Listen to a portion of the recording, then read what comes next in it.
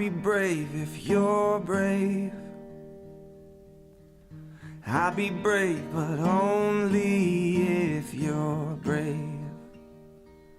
Yeah, we can both be heroes, like soldiers in their nice clothes, like soldiers in their nice clothes, together.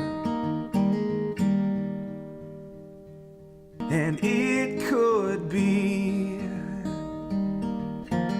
just you and me. We'll be family. Just wait and see.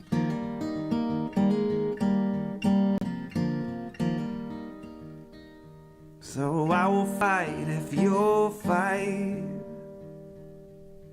Yeah, I will fight, but only if you'll fight. Oh, we can make it through this, like sailors in a tempest, like sailors in a tempest, together. And it could be just you and me. We'll be family. Just wait and see. So I'll be brave if you're brave. I'll be brave, but only if you're brave. Go. Yeah, hi. Good evening, everyone. Welcome to the living room. I know most of you, but I do see a couple of new faces. So I'm Danielle Hicks. My role here at the Foundation is to oversee patient services and programs. So anything that has a patient touch or voice is my area of responsibility. I'm also one of Bonnie's daughters. The old one. The oldest one. It's a joke. It's a joke. And it's a running joke because in a couple of months I'm about to have a pretty big birthday. Yeah. That I think is more upsetting for her than it is for me. Which makes her no longer my daughter. Yeah, yeah. From now on, I only have 2 kids. Yeah, yeah. And they will still be in their 40s. Right, they will still be young. The younger sister is over there, so Andrea. Yeah, there's the young one. Welcome. We're so glad to have you guys here tonight. I don't know if any of you got a chance to sign in last night. Michelle and I were in Arizona, in a couple of different areas of Arizona, Sun City, and then Gateway Banner, but I don't remember the name of the city. Anyway, Gilbert. About an hour and a half away from one another, bringing this living room to the folks out there. So it was a really great night. We got back this afternoon, and we couldn't be more thrilled than to have Dr. Carbone here to talk with us tonight. And I don't know if you guys saw on the screen earlier or in some of the communications about what we're going to talk about, but we're going to talk about it sounds really amazing. Converting responses to treatment in order to find cures in ways we couldn't before. And this is across the stage spectrum where we're going to kind of take this conversation. So regardless if you're a stage 1 patient or a metastatic patient, what might that look like? But before we do that, we're going to start like always with our around the room. So you do not have to introduce yourself, although we would love for you to say who you are. Give us any updates for those of you that are veterans, and tell us a little bit about yourself, and then we'll jump right into the conversation. Barb, you want to start? Barb's got news. Barb's got news. Okay, I'm not a patient, first of all. That's why I have, no. I'm a caregiver for my husband, Dave, that many of you know. I actually did my little elevator speech here so I can get through this quickly. Okay, 2 years ago, last week, Dave was diagnosed with adenocarcinoma EGFR, stage 4, with brain mets, lymph node involvement, and significant pleural effusion, fluid in the lining of his lungs. He was put on Tarceva, and he also had stereotactic radiosurgery, sometimes called CyberKnife, to the mets in his brain, all of which had a very good effect. Good scans for about 18 months or so. At one point, he did have also the stereotactic radiation to the hilar lymph node. So he went through all that, and that was pretty good. We had about 20 months of really good, and then things started to go downhill fast in December. That's when Dave stopped coming, so we haven't seen him for a while. It was really bad. They switched him to Tagrisso, and it seemed to have no effect. So by January, when the cancer was kind of on a rampage, it had gone to his bones, additional lymph nodes, his liver, and significant pleural effusion again, and some pericardial effusion. So really bad. Plus, he developed blood clots in his leg and was like in so much pain. So 5 weeks ago, Dave started on Carbone and Alimta chemo. And he's had 2 rounds, and today he had a scan, and now I'm going to cry for a different reason, because just this afternoon before I left, we got a report from his oncologist. She said, "Your scan looks, quote, fabulous." So it's my favorite word today, so fabulous is good, and he's been really tired from the chemo, but beyond that, tolerated it really well. So he's got round number 3 coming up Monday. And we're like, bring it on, kill the cancer. I'm trying not to say bad words. Anyway, That's okay. so, It's okay. So that's me. Okay, thanks, Barb. Hi, Dave. He's online. He's online. Not watching the Warriors. Yeah. Hey, we beat the Warriors. That is news. Maybe. Yeah. Hi, I'm Nancy Waringa. I have a small cell carcinoma. I was diagnosed November of 17. I was put on, I'm stage 4. I was put on carboplatin and etoposide, which actually, besides making me very sick and being allergic to carbo, it really worked really well. It really shrunk the liver, the lung, everywhere it was at. It really shrunk everything. And then I went through my whole cycle. And then he started again because I was off for maybe 2 months, and it grew back rapidly. And so I went back on it for another 6 months, at which time this is a doctor that was not from Stanford. And so I was referred to Dr. Pata at Stanford that does more lung cancer and specialties. And so she gave a whole laundry list, and she said, no more platinum. So I couldn't go back on any platinum, but she tried an immunotherapy that did not work, that also encouraged it to grow. This is in last year, by the way. And then this year I'm on level 4 as far as treatment, and they were really surprised because they really haven't dealt with anyone that lived as long as I have with this type of cancer. So now they're trying me at the Temodar, the home treatment. And so I've been starting that, and I have severe head pain from that. But the other stuff I'm tolerating well. Drugs work miracles. So, so working on that. The problem with my small cell, it came with SIADH, which greatly affected my sodium. And last year I was in the hospital every 3rd week, getting the salt put back in my system. That gave me more side effects and more problems, and I was dying from that. I was in, coma, strokes, everything than anything else. So we got that a little bit more under control. Now I have a heart valve that needs to be replaced, but we're now going to replace it because of the cancer. So it's just sort of a mess right now we're trying to figure out, but we're one day at a time working on it. So You look fabulous. Oh. Really? You sound fabulous. living by drugs, it works. Right? Thanks, Nancy. Hi, I'm Rick. I was diagnosed in February of 2015 with stage 4 adenocarcinoma. I'm treated at Kaiser Santa Clara. I started off, I didn't have any of the gene mutations from the testing they did. And so I went straight into chemo. I had carboplatin and Alimta.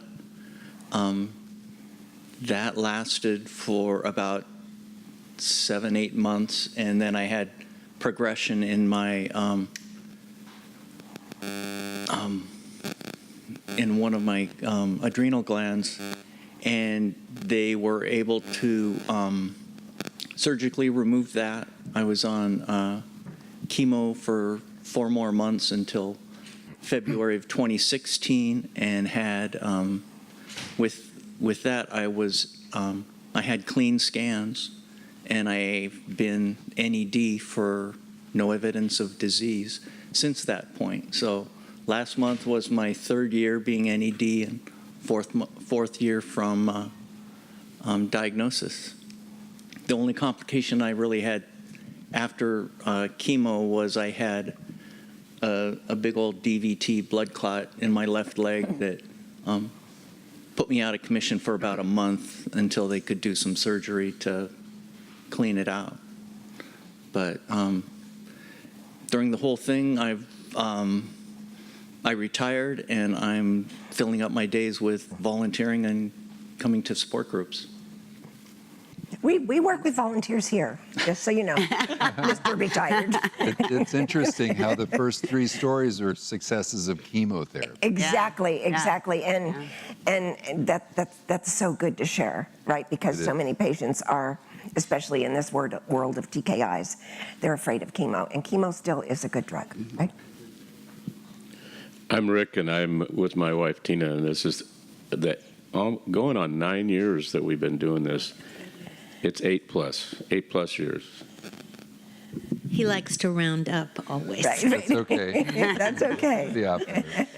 My name is Tina, and I also have a good chemo story, too. Yes, But yes. I was diagnosed in 2010, and I was EGFR positive, which was a great thing to be at that time. And I started on Tarceva, and I took it for 3 months, and they said, you're responding really well to Tarceva. But the 3rd doctor I went to said, I think we can have a better outcome with chemo, standard chemo and radiation. So I stopped the Tarceva, had chemo and radiation, cisplatin, and etoposide, and clean scan after treatment. And then I went back on the Tarceva for maintenance, and I'm still taking Tarceva every day and clean scans since. So, Fantastic. Thanks, Dan. and I'm so grateful for this organization and all of my wonderful friends that I've met through cancer, which Who knew? who knew? Who knew?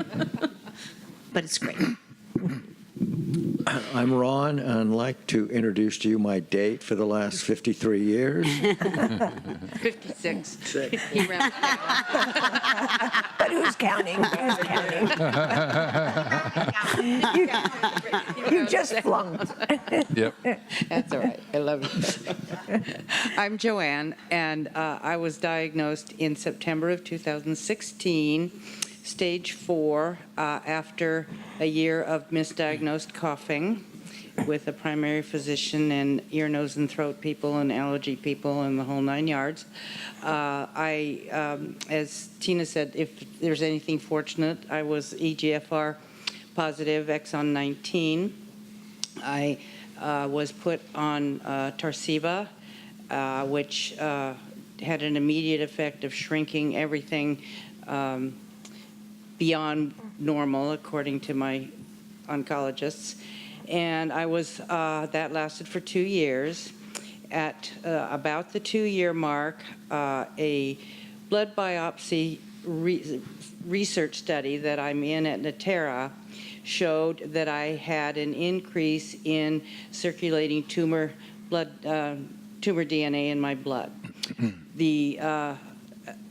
My UCSF oncologist had me do a Guardant test at that point, and it did show progression to T790M. So that was 7 months ago, and I've been on Tagrisso since then, and everything's fine. And my subsequent blood test in the research shows it's been 0. It went from whatever it was to 0 after 2 months on the Tagrisso, and then at the 6 months mark on the Tagrisso, it's still 0. So I'm very, very grateful. Everybody's checking their pockets. Yeah, I was like, Not oh my God, I me. hope it's not me. Right? That would be a first. Thanks, Joanne. And Joanne was actually sat as a patient on our panel at last month's living room here, talking about her involvement in research. Yeah. Well, my name is Jennifer, and I was diagnosed in August, stage 4 with 3 brain tumors. I've had 4 treatments of a triplet, cisplatin, Keytruda, and Ellipta, and I'm now on maintenance with just the Keytruda and the Ellipta. I'm saying it wrong. I've had 1 CyberKnife treatment to my tumors, and I'm down to only 1 tumor, which is great, and have responded well so far to my treatments. Did you have genomic testing? I did, and they actually, it's the somatic mutation panel. Is that the same thing? Yes. Yes, I had that. So I have EFGR POS exon 20 with deletions and insertions, which I'm not sure what that means. And I have PDL1 22C3. So I'm not sure. Still learning a lot about this. So 22C3 is just the antibody they used. That should have a number with it, a percentage. 31 to 40. Right. Okay. Okay. And I'm hopefully will learn soon. So I've been seeing a doctor at Kaiser, and I'm going in to see Dr. Lopez this week, which I learned from Michelle, actually. Yeah.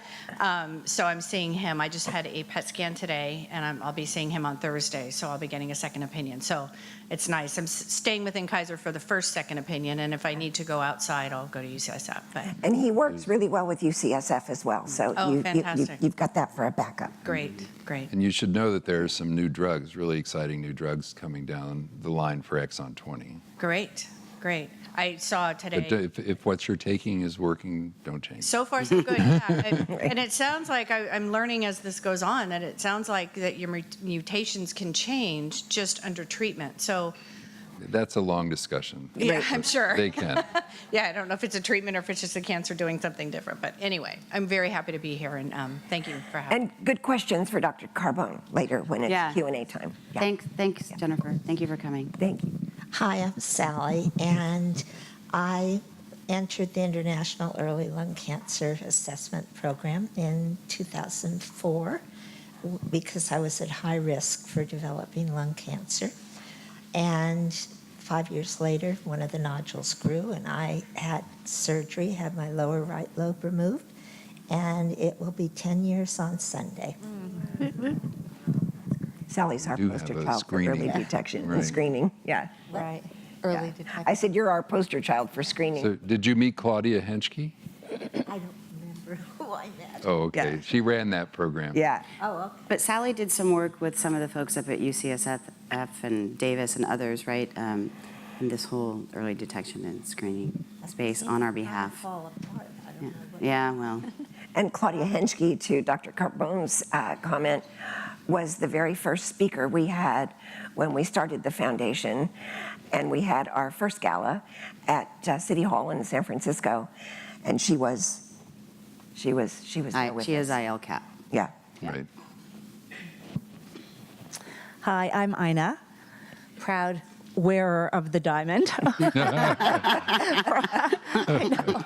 And, you know I wear it every day. I know, exactly. That's a good thing. There are That's a couple good people thing. who might not have heard the story, so just really quick. Real quick, the gala, and it's the most wonderful event. It's Veterans Day weekend in November, always, right? Yeah. And this was a raffle prize, believe it or not. Martini raffle prize. That Dave Carlin actually told my husband, I can't believe you don't have a martini glass for your raffle. And he ran out and bought it like 2 minutes or 3 minutes before they closed the raffle. My God, I love it. Thank you. But the best news is that you left the gala Yes. before they announced the winner. Because we had 4 grandchildren in our house Right. that we're babysitting for, and we left them with the babysitter, obviously. We didn't just leave them. But we had them the whole next day. And it was getting late, and we needed to run home and, have some energy for 4 boys on Sunday. Anyway, I just had my 4-year anniversary, February 26th, of diagnosis, which was an accidental finding. and extremely lucky. I was able to have surgery actually 3 times. That part wasn't so lucky, but I think we got everything. I have a lobe and a half on my left side that's kind of gone, but other than that, I feel really good, and it was stage 1, so I did not need to have continued treatment, so I was extremely lucky. And I don't know, we're going to do like an adjunct group from this wonderful organization about basically early detection and, encourage, I don't know what we're going to do. It's just getting started next month. But certainly, I think if more people had the luck of an accidental finding, which mine was totally accidental, or just, knew if they were susceptible, that they could do something perhaps early, it just does make a huge difference.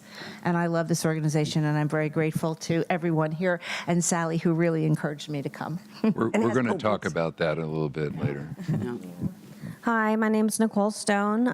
First time I've been here, so I'm very excited to be here. It did take months of people telling me all about this organization, and finally today's the day. So here I am. Perfect. I was diagnosed on September 1st with non-small cell stage 4 lung cancer, and it went to my brain, my bones, my liver, and 1 small tumor in my breast. So on October 1st, I had brain surgery and had 1 of the tumors removed, and had CyberKnife treatment after that. And let's see what else. I have been on Tagrisso, so it's, do you say EGFR positive? Is that what you say? Okay, so that's what I have, and Tagrisso is working really great. I also did radiation on my hips in November, and I'm about to go in for radiation on 1 of the tumors in my lungs on the backside of my lung. So I'm sitting here in pain right now, so if you see me moving around, that's what's going on, is I just can't get comfortable. Let's see what else. Yeah, I don't know. I think that's all. Yeah, well, that is a lot. Okay. And welcome. Hi, my name is Wilfred Lee, and this is my wife, Michelle Lee. We actually came from San Diego, but we are very fortunate. We had a friend who referred us about the Lung Cancer Foundation. Okay. And so we are here. You came up just for this meeting? One of the reasons. Okay. We're actually getting treated at Kaiser. Oh, actually, my wife, I should start with her. She's my best friend and love of my life. Unfortunately, earlier this year, she was diagnosed with stage 4A lung adenocarcinoma.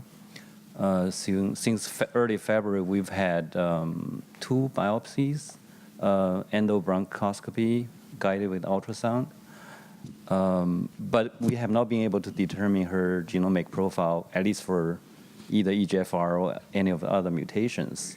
2 liquid biopsy also turned out to be non-informative, at least no mutation, no actionable mutations. So she's actually going to do another biopsy tomorrow morning to try to find out her genomic profile.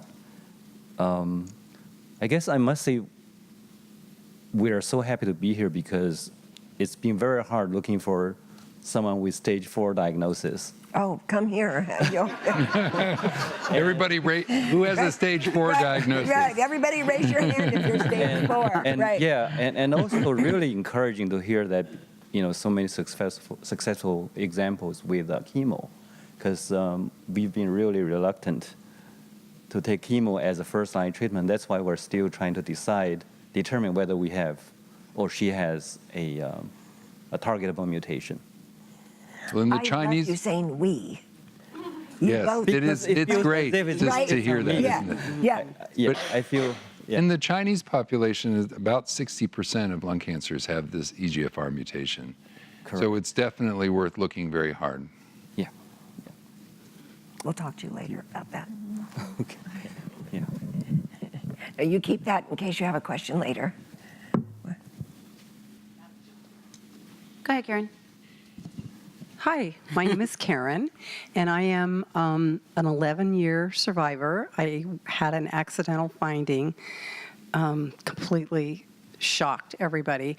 It was stage 1B, and they saw it, and they just said, we're going to just move really quickly right to surgery.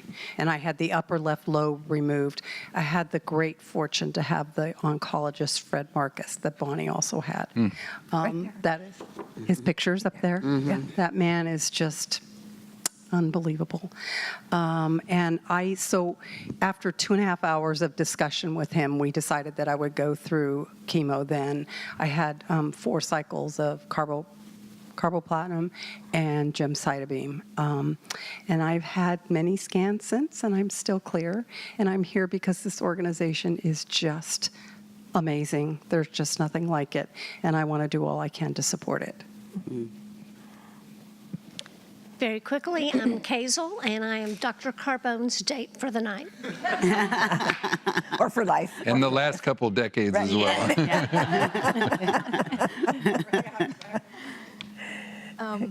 This is my friend Candy. She's a friend of mine in church, and right now she's one of my moral support. Anyway, my name is Evangeline, and I was diagnosed. It's been a 2-year journey for me. I was diagnosed officially March 13 of 2017. So I'm blessed that God has extended my life. I was diagnosed with stage 4 non-small cell lung cancer adenocarcinoma. And the last 18 months, August of last year, I was dormant until December of last year. I had a CAT scan and MRI. The tumor on my brain has increased in size, as well as the tumor on my upper left lobe of the lung has increased. So my oncologist ordered a T7090 mutation, but it didn't pass the EGFR mutation. So he ordered a biopsy, and I just had the biopsy last March 4th at Stanford Hospital. And as of this date, they blocked the report from me. And I asked the nurse, and they said, I have to wait till I see my oncologist on April 5th, because on March 25th, I have another MRI of my brain and a CAT scan of my thorax on April 2nd. So I will learn about the verdict on April 5th. But as Lana said, hers was also accidental. And when I was contemplating on my 2nd year, when I was diagnosed last March 13th, mine was also accidental because it's part of the hiring process in Lucille Packard Children's Hospital.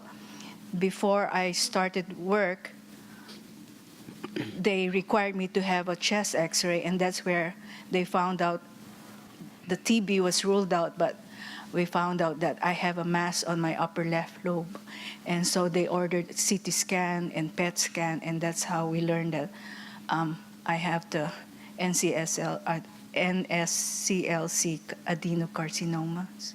And it has metastasized to my right brain and another one on the left bone of my skull. So I was categorized stage 4 then. But here I am, and I want to let the couple know that even if your wife is stage 4, if you don't believe in God, just keep positive, think positive, keep fighting, and just think of it that you're worthy to stay here, and you have a purpose here to be advocate to people who are like me, who's at stage 4, and especially this organization will really give you hope to stay and be helpful also to others. Thank you. Thanks, Evangeline. She's so cute.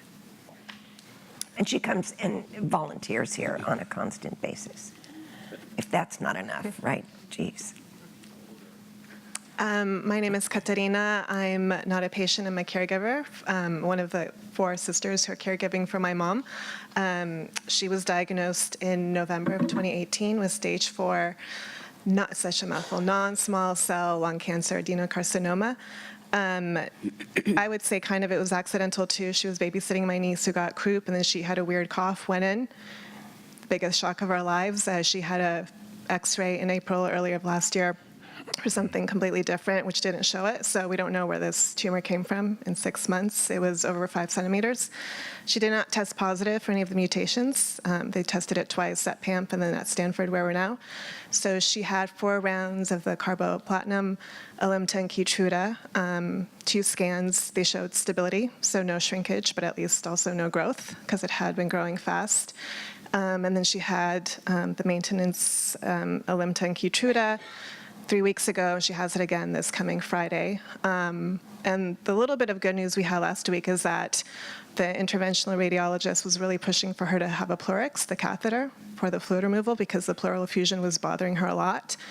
And she went to the doctor, and the doctor was like, okay, let's talk about it. And my mom's like, let's first see how much there is. And there was barely any fluid.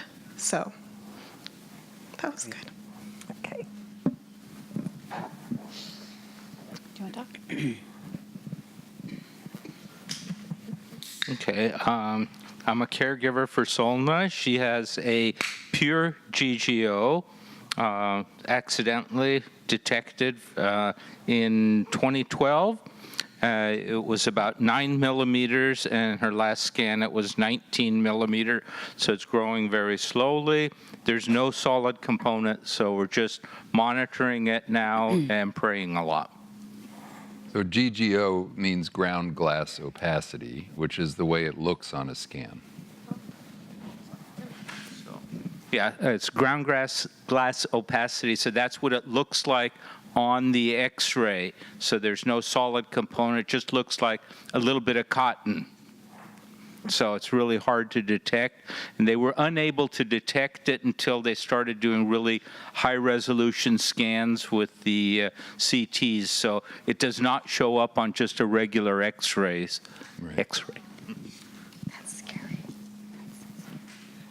Hi, my name is Wayne. This is my wife, Rebecca. She was diagnosed with adenocarcinoma in November of 2017, originally diagnosed stage 3B, but she's metastatic now. She went through the Pacific trial protocol, went through chemoradiation, and then went on durvalumab. During then, the disease progressed, and she developed some brain mets, and she was treated subsequently with CyberKnife and proceeded to go on carboplatin, Alimta, and Avastin. She's currently just finished her 6th cycle of maintenance and 11th overall if you include the 5 cycles of carbo. And her oncologist back at the end of January also said her scans were fantastic. The brain mets have shrunken and they don't seem active, and everything's stable. And we went for a scan last week, and they said that things are growing like by a millimeter or so, so they still consider it stable. So we'll take that for now and continue to monitor. And I noticed that, just to let people know, when she had KRAS, which hadn't had a lot of targeted treatment at the time that she was diagnosed, there were no trials and nothing targeted. And when we were looking for clinical trials, we found like 2 or 3 that have popped up since then. So there's a lot going on there, and we're really hopeful. But we're also hopeful not to do any of that for a while. So we're going to stay where we are. That's it. My name is Fred Palmer, and I was diagnosed with non-small cell lung cancer in October of 2013, and I'm currently on immunotherapy. 2013. Thanks, Fred. Yeah. Very succinct, Fred. I'll be verbose. My name is Ron Fong. My wife, Joan, was diagnosed with non-small cell lung cancer adenocarcinoma stage 4 EGFR. So she was a mutant, exon 19. We went through 15 different lines of treatment. 3 of them were phase 1 clinical trials, and she did good. We had 45 months, a very good run. And so if you're a caregiver, you're the advocate for your wife. No one else can be a better caregiver than you for your wife. So this is your post-college doctorate program. You're going to learn a lot, and it's an evolving program, and I encourage you to stay on top of it, ask questions, learn, because you're your best advocate for her. The doctors care, but they don't care like you do. Joan was discovered by accident. And so as an advocate who continues in this space, we really need to find a reliable, affordable, early detection method. And so I encourage us to keep pushing the envelope for that. Thanks, Ron. Yep. Yeah, looks like I have to get educated very quickly. This is my first time here. My mother-in-law was diagnosed with lung cancer. Oh, sorry. My name is Nitin Patkar. And my mother-in-law was diagnosed with lung cancer about 6 months ago. And then 2 months ago, my wife, Amita, was diagnosed also with lung cancer. So we as a family are kind of trying to wrap our heads around this. My wife was diagnosed with non-small cell cancer, and I guess they found a mutation called ALK. The cancer has spread to her brain. She was initially treated with, I believe, the same 3 drugs that a number of people have talked about with chemo. And then that was, once they discovered the mutation, they started her on alectinib. She was on it for about 3 weeks, and unfortunately, she developed fairly serious side effects to the drug, mainly liver issues. And so they took her off it. She's been off it for about 2 weeks now. And just today, she was put on brigatinib, which is, I guess, a new drug and we'll see how that goes. I have to thank my daughter, Neha, who's the one who actually discovered this organization. She's been trying to do, she's going to be running in the run up in Sacramento. And she's trying to do what she can. She's a senior, and she would have loved to run in San Francisco run, but she'll be off to college this one, so she decided Sacramento was the one she was going to do. So I'm really here to listen, learn, and possibly help. So see how things go. Thank you. Thank you for coming. Hi, my name is Renata. I'm with American for Cures and CCSF. I'm an SERM intern working in a lab on stem cell research, and thank you for having me here. Thank you for coming. Hi, my name is Wes Kidder. I'm here for support this evening, but know the impact that this organization has as a health professional, actually as an oncologist and myself, although I specialize in colon and rectal cancers. I know the impact that this group has on lung cancer patients, and one of my friend's fathers, I think, is watching from home tonight. He regularly attends Larry Gershon, so he's okay, of course. He's had a stage 4 diagnosis for, I think, going on 6 years. So I think he's watching from home this evening. So I know on both a professional and personal level what an amazing organization this is. So thank you for all that you do. Thanks for coming. Thank you. I'm Jason Rand. This is my first time coming here. I lost my mom in May. And so I'm trying to do something positive about it. And I'm a big-time runner, and I have applied to the New York Marathon for the past 7 years in the lottery that they have, and I've never gotten in. So this year I decided to fundraise for this organization. And I felt really alone when my mom was sick, even though my dad and my sister were good support networks. So I'm glad that this organization exists. Thank you. Hi, everyone. My name is Ke. So this is my first event. This is my first time attending here and my second time attending such events. And thanks, Evangelina, who's sitting there, trying to bring me here. So I am a caregiver. I am here for my mom, who was diagnosed to have a stage 2B lung cancer, non-small cell lung cancer. She had the surgery and then had 4 rounds of chemotherapy afterwards. But then after that, her blood marker still rises every month for 4 months, and then we found a tumor in the area next to the lung for after the PET CT scan. So then we had a cyber knife toward the 2 lymph nodes that is positive in PET CT scan. And then after that, this has been the 9th month after that. So she's still okay. She just had her check last week, and it was fun. So we were so happy. I might be a bit special because my mom is having her treatment in Shanghai in China, and while I am work here at Stanford, so I am kind of alone and anxious by myself. So that's why I feel extremely good coming over to see everyone here. It's like extended big family here. It's good to see everyone's doing good. Thank you. Hi, my name's Robert. I was diagnosed with stage 4 lung cancer in May of 2014. So I have my 5-year anniversary coming up in a few months. It has metastasized to my bones.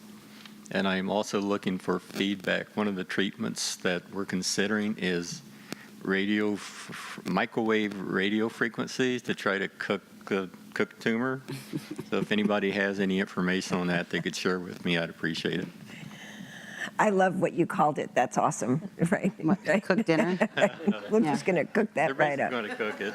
Congratulations on 5 years. The only good tumor is a dead tumor. That's right. That's right. Well, the other option is CyberKnife, but it's another option is CyberKnife, but CyberKnife there's 10-15% chance it'll kill bone. So we're trying to look at alternative methods. But thanks, Ronnie. I'm Marie Avery, and I was diagnosed with non-small cell lung cancer, stage 4B, and they did all the mutation testing. I came up negative, which was disappointed. I really wanted PD-L1 positive, but my treatment, I had 4 cycles of carboplatin, Alitma, and Keytruda, and then I went on maintenance. So I've been on, I think, let's see, this will be my 8th treatment, including the 4. So I'm the 4th maintenance, and I have another treatment tomorrow. I found chemotherapy for me has been a breeze. I've had no side effects. I know not everybody is that lucky. I have been. It's just dumb luck. And I just wrote down a couple notes. I've been feeling great. I've been able to work. I just started coughing up blood, so I've got my oncologist that I'll be meeting with tomorrow to give her an update. And the only thing I think Ina and I are going to tag team a little bit, we're finding that there's a little bit of a miss with community oncologists not providing information on the Dario Lung Cancer Foundation. And had Ina not told me about it multiple times, I wouldn't be here. I was like, I looked at some blogs. It's like, this is so depressing. My life is over. I'm handling it exceptionally well. And then she told me that there were physicians coming in and, investigators and talking about clinical research. And all of a sudden, my ears pricked up. I'm like, oh, this is of interest. And it's been fantastic since I've come here. So we're going to see if we can hit. I'm going over to PAMF, and I will see if I can hand out the books. Yeah, great. I brought them by, and I said, office copy only, and they've disappeared. So how can we engage the oncologists who have multiple cancers to make space for this, to offer their patients? And it's not just going through billing, it's going through maybe the nurses and the doctors, and having a checklist where we make a call every month. So there's just a big miss that a lot of us are talking about, that we're hearing it through friends. Yeah. And I'm not sure why we're not hearing it from our oncologist. Right. And I did searches and couldn't find it. Yep. So how can we better communicate, with our community? I find it to be exceptional when people talk about their staging, mutations, the drugs, relapse, progressions, all those things, because they're going to be part of our life. And the only other thing I wanted to share is I think I talked smack once about Blue Cross Blue Shield because my Keytruda was denied. And so it was such a problem, they took it off my treatment plan until it could be resolved with Blue Cross Blue Shield. And with having one cycle missed of Keytruda, I was coughing a lot. And it's been 21 days where I'm just like, this is not normal. Coughing, I was 0. Well, the nurse case manager at my company that works with Blue Cross Blue Shield was very concerned when I talked with her that I was coughing more, and she kept escalating it. But the ball was actually dropped in billing at PAMF. So what I want to just check in with people, and I am going to do kind of a decision tree for billing, which probably is not a well-paying job. It's a professional position, but probably not well-paying. I don't know if there's turnover. But the misses they made were just kind of consistent, like how do you make an appeal? You call this number. Next, you have the doctor send some information, you do a cover letter. Then you follow up, you ask for a peer-to-peer. Just like that, it could have been resolved. So I got denied on my 4th cycle, and by the 7th or 8th, they removed Keytruda, and and PAMF was going to remove it again because they didn't want to have a patient saying, hey, I didn't want any treatment that's not covered. So I actually had to jump through hoops to get it added on a day before my treatment. So again, keep on top of, you will get rejected. If you are on Keytruda and you are don't have any strong mutations, there is FDA approval for it, fast track, first line standard of care. It will get denied, and that is standard, and work with your billing department. And if you're lucky enough to be at a company that has a case manager with your insurance company, they actually are an excellent advocate. And my case manager got it done and bypassed that they didn't do the call properly, didn't submit the online form, sent in the doctor's letter, but without a cover sheet so no one knew what it was for, and didn't want to do a peer-to-peer unless they talk with the doctor. So just want to give you all a heads up, and people outside, how to prepare to make sure that your Keytruda, if you are on that for an indication that's still new, that you're taking care of properly. You know, treating lung cancer and eventually curing it, because obviously that's our goal here, is top down, bottom up. No one can fix this unless patients get involved and share information. Exactly. Just like you did. Yeah. And again, Blue Cross Blue Shield did terrific. So now great. just educating maybe, maybe Stanford is right on this. And I've checked with one person here that I know, Kat, and just said, heads up, I just got denied. I'm having problems. Make sure you check with your mom to make sure, and we'll share our learnings. Yep. But again, I'm also seeing there's a miss in some of the community, and PAMF is a high-end community medical center, and how we can get them engaged, you know, with the new studies and approvals, and to make sure that it's paid for. Yep. Thanks, Marie. Thank you. That's awesome. Let me just add to that a brief experience I had. I have recently gone several rounds with AstraZeneca over the price of Tagrisso, because Medicare doesn't, it's part of Medicare, but not, there's still a substantial patient payment. And after, I'll say 4 rounds of their figures and my figures and et cetera, I won. And they're supporting it. Good for you. But it took a lot of time and energy on my part to stick with it. Yeah, absolutely. Also great information. And you have to talk to people don't multiple know people. that Don't stop pharmaceutical at the first companies do line help. at the call center. And just one more real quick, because I know we have a guest we want to have talk, but, you know, Dave's chemo was not approved, and like we needed to move fast because his cancer was literally on a rampage, as you know. And they said, well, it's going to be 2 to 3 business weeks before it gets approved. I said, not okay. Bonnie says we need to start tomorrow. Right. And I said, so I want it. They said, well, this was like a Thursday, and they said, well, we don't have an opening till Monday. I said, then book it. They said, well, you're going to have to sign that you'll pay for it if it won't. I said, then but they said, well, we really don't recommend you do that. I said, book it. And guess what? By the time we got in on Monday, they had got it approved. Mm-hmm. So I actually think that whole billing thing, sometimes you need to force their hand. Yeah, and you do. Do it. Fight, fight, fight. You are your own best advocate. Yep, exactly, exactly. That's so true. Thank you all once again for sharing all of your stories. Michelle, does anybody online want to say hi, or they're just all hanging out? Well, they say happy anniversary. and a lot of people online. Okay, good. Okay, So great, just great. the happy anniversary thing, I'm sure some of you may have seen it in some of our external communications, but on St. Patrick's Day, this lovely here celebrated her 15th year cancer-free. Yeah. So she got a lot of well wishes. On St. Patty's Day. I did. Yeah. But sometimes I was telling somebody tonight, sometimes I have survivor guilt, you know, to hear all these stories for 14 of those 15 years just makes me believe that maybe I got through that knothole to do what we're doing here. I hope that's the reason. Yeah. Yeah. Thank you. So thank you, everyone. So now we're going to get to the good stuff.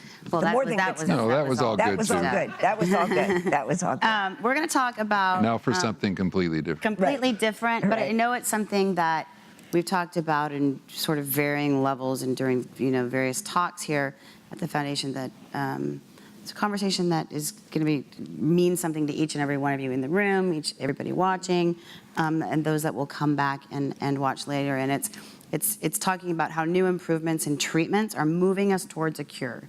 And as Dr. Carbone said earlier, the C word not being cancer, but the C word being cure. And what does that look like? And we're going to talk about it in three different sort of buckets, if you will.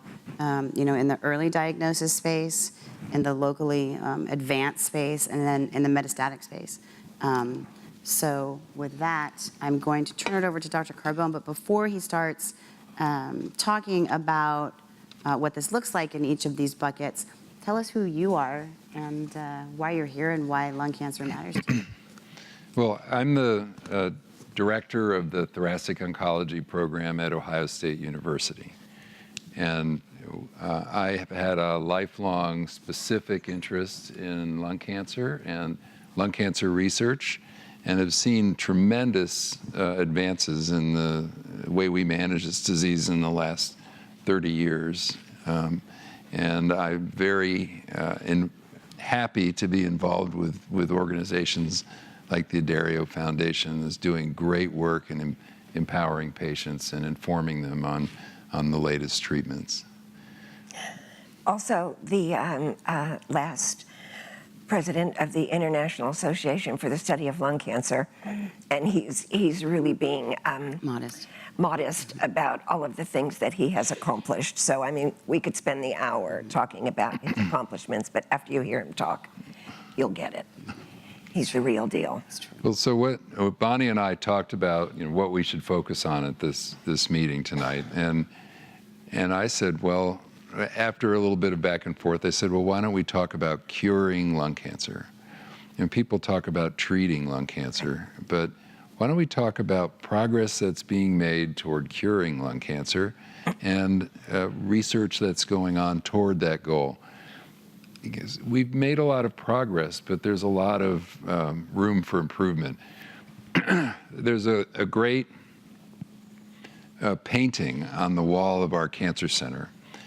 And it was, I want to just tell you quickly the story of that painting. So I had a young woman, never smoker, very healthy, always took care of herself, and she was diagnosed with metastatic lung cancer at age 52, something like that.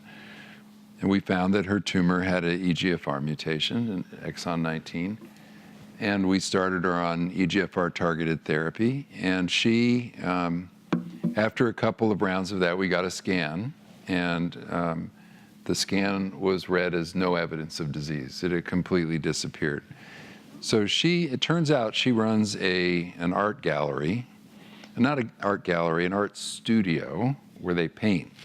And one of the people at her studio was a famous painter, and she painted this, she texted this artist named Paul Hamilton. Things were looking really gray, but now all I see is blue, beautiful skies ahead. Did you see this paint? It probably wasn't, you didn't come. No, It was before, no. you, Yeah, it was. anyway. Yeah, it was before. So, Yeah. so he was inspired by that statement just to paint this 40-foot painting and donated it to the Cancer Center. And it's hanging on the ground floor of our billion-dollar cancer center. And it's a beautiful pastoral scene, but it's pixelated, if you know what pixelation means.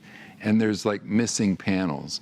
And I love that impression, that really tells us, first of all, it's a positive message about lung cancer on the ground floor of a major cancer hospital.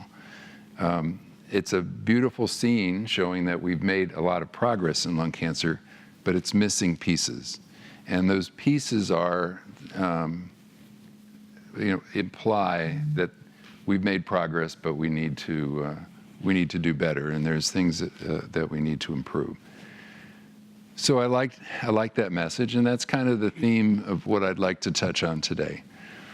So, and please interrupt or ask questions as I go along, because I'm going to ramble about a few different things, but there's a lot of specific information that I'm not going to say explicitly unless someone asks. So I like to divide lung cancer into really 3 buckets. There's the surgically resectable bucket, if you find your tumor when it can be taken out surgically.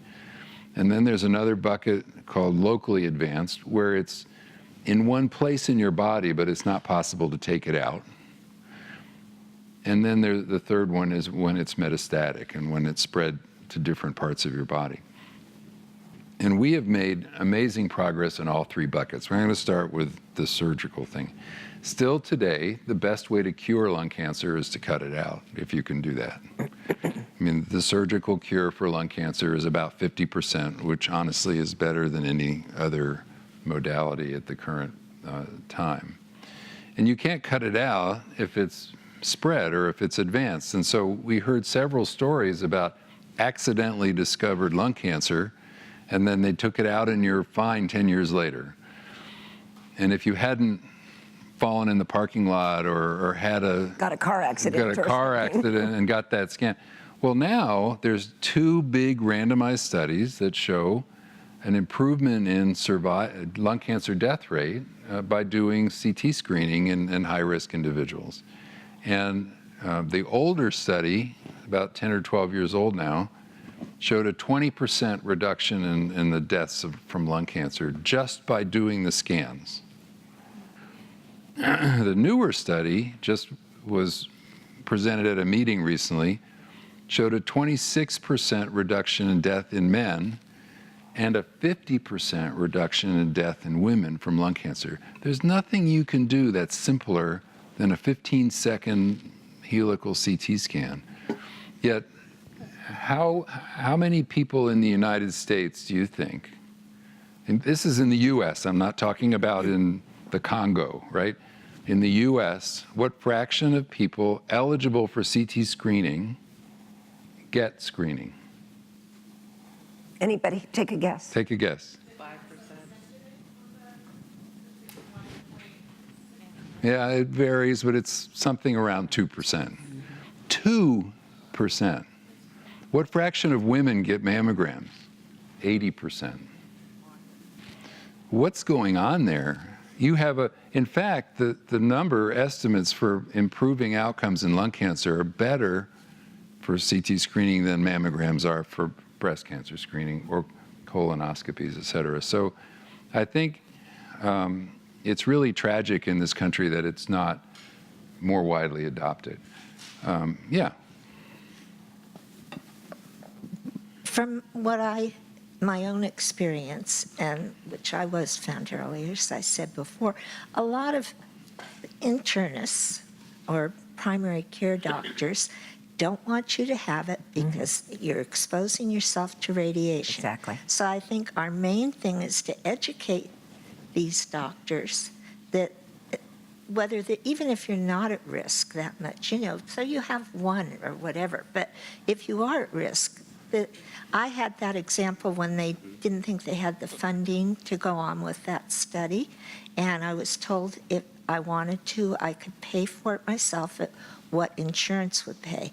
And I went, but I had to get a written note from my doctor. And I went to him and, oh no, I'm not going to let you get exposed to more. Exactly. And then I went back to him and I said, look, I'm willing to chance that. My mother was found early and had 3 times it came back, but 2 times it came back. And she lived 22 years. I said, if I can do that, and then he changed his mind, and then they found more funding, so I didn't have to do it. But I just think that this is where we need to be grassroots, is to educate Exactly. the doctors. And that's a major role for advocacy organizations to promote this. I went to a lecture at my university given by the head of the family practice clinics at my university. And she was talking about all their new computerized reminders and things that they have for doctors, and how cancer screening is now automated, and that a little pop-up comes on their screens reminding them to do cancer screening. And she showed, how we're now, our rates for breast cancer and colon cancer and cervical cancer and prostate cancer screening are improved. And I was just waiting for her to say lung cancer. This was just a few months ago. Mm-hmm. Never once in the whole hour did she mention lung cancer. So guess whose hand went up right at the end of the lecture? And she had absolutely no response to why that they weren't incorporating lung cancer screening in that paradigm. So you're absolutely right. And the technology today is much improved. So the radiation dose, in a high-risk person, the risk of the radiation is far less than the risk of not doing it. In fact, in all of these studies, the all-cause mortality was reduced as well. So it wasn't just you're reducing lung cancer deaths, but you're causing leukemia or something from the radiation. But all-cause mortality was decreased. So anyway, I don't want to spend a lot of time on this, but it really is an important issue in keeping people from metastatic disease. So the second thing I wanted to talk about for the early stage disease is the advances in surgery. Surgery, even in the United States, is not the same at different places. There are now board-certified thoracic surgeons who are specifically trained to operate on the lung, but most thoracic surgery being done in the country is being done by general surgeons. They do, heart bypass one day and then lung surgery the next. And it's been shown that the outcomes are better with trained thoracic surgeons, and they are able to do the excellent surgery without removing your entire lung, for example. They can do specific operations. And now they're doing the operations what's called minimally invasively. Years ago, people used to have foot-long scars and spend 2 weeks in the hospital. Now, literally, they do it robotically, and you come out in 2 days with a couple of Band-Aids on your side. It's just really remarkable. The recovery is much faster. The quality of surgery is better if it's done by someone who's trained. So if anybody you know is getting thoracic surgery done, make sure that it's done by a board-certified thoracic surgeon at a major place. And we have advances in radiation therapy for early-stage lung cancer, where we can just do very tight field radiation and not do surgery at all in people who are too ill to have thoracic surgery, where in the old days they'd do palliative radiation and it would never kill the tumor. Now with new techniques, they can actually cure people with just the stereotactic radiation. Any other questions on early stage disease? Yeah.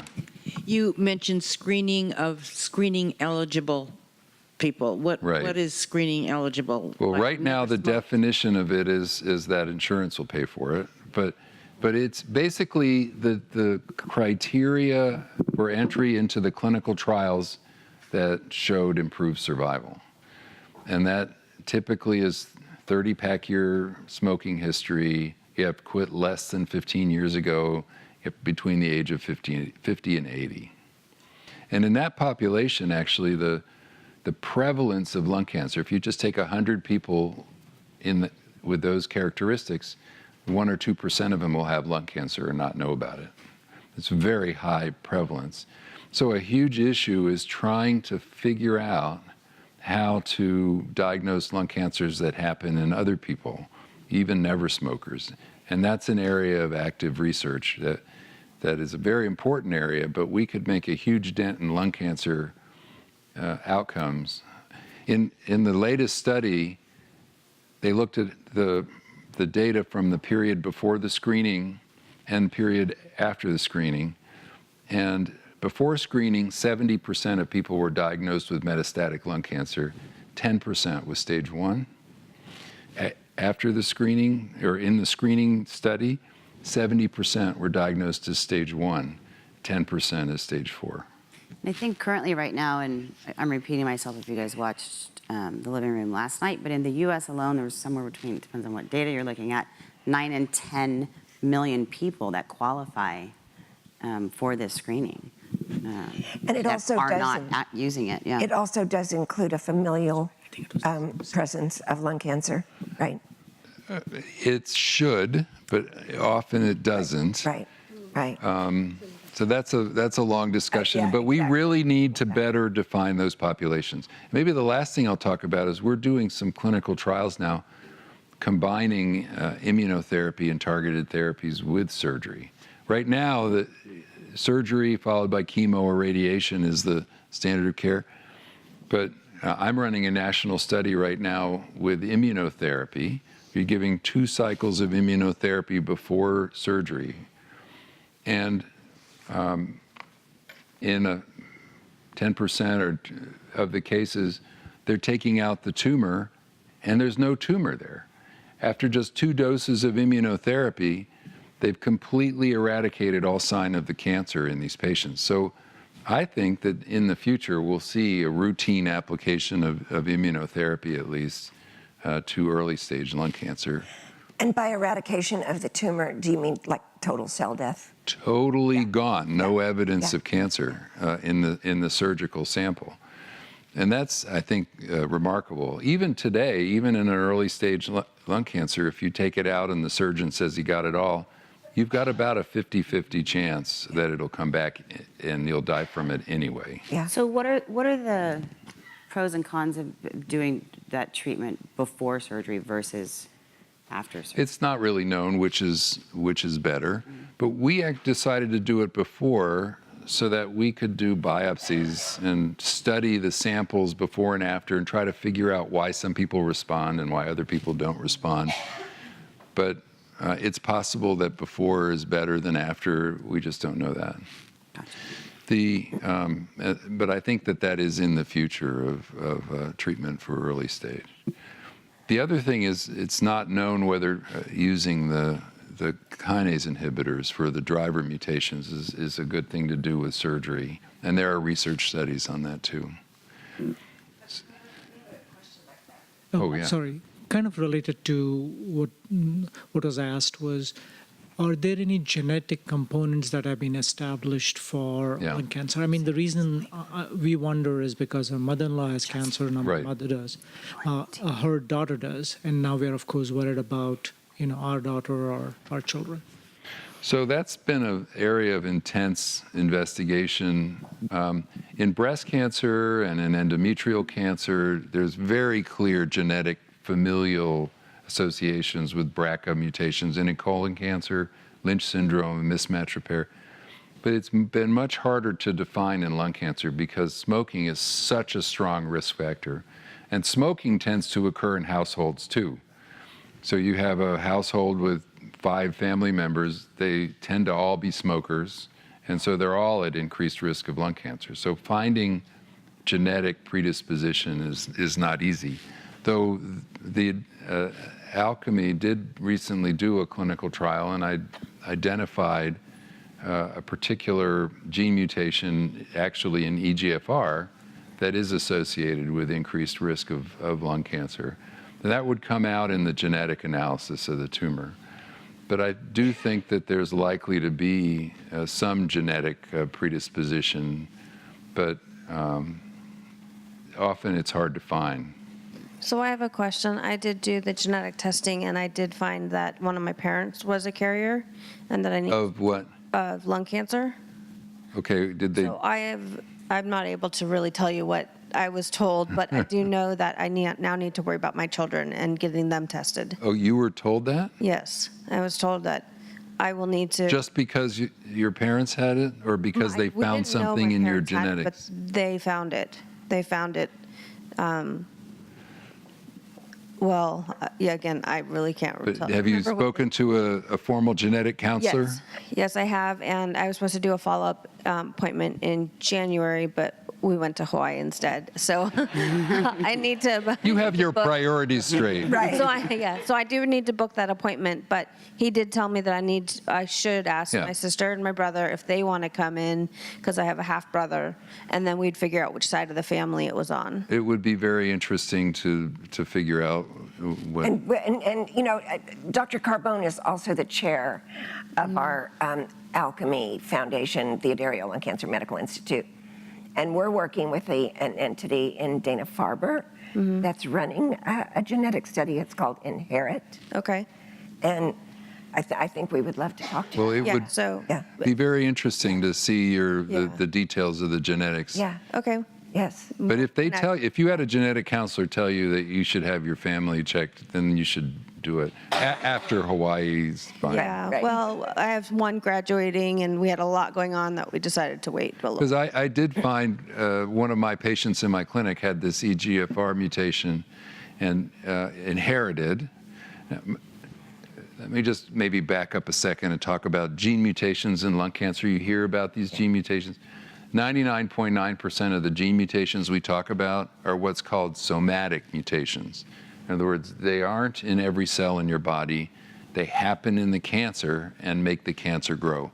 So you cannot pass them down to your children. But there are a few that you can. Those are called germline mutations. And you can have germline mutations in P53 and PALB2 and BRCA2, BRCA1, multiple different genes. But I did find a patient that had a T790M in her, and she was a lung cancer patient, but I could tell it was in her germline, and so we tested her family, and she had a sister, I think it was, who had was positive, and then had a scan, and they found a lung tumor that they took out. It was her daughter. Her daughter. Her daughter? Her daughter. And we sent her to a geneticist, and then the next step was a CT scan, and she had several tumors on her lungs. So That she had no idea were there. And so she was diagnosed with lung cancer in situ. So, in other words, it's right. So I think science is really dramatically improving the management of this disease. So let's move on to locally advanced disease. This is where it can't be removed surgically, and that's called stage 3 typically. It's driving me crazy. And we heard someone over here talking about starting EGFR therapy and then being said, well, maybe you should do the chemoradiation. So the standard of care for stage 3 is chemoradiation. And that is a curative intent therapy. EGFR kinase inhibitor treatment generally is not curative. It suppresses the disease for a period of time. So your doctor was very insightful that if you could get the chemo and radiation, you should definitely get the chemo and radiation. But the fact was, up until a few months ago, they were using the same chemo and radiation when I was a fellow as they were today.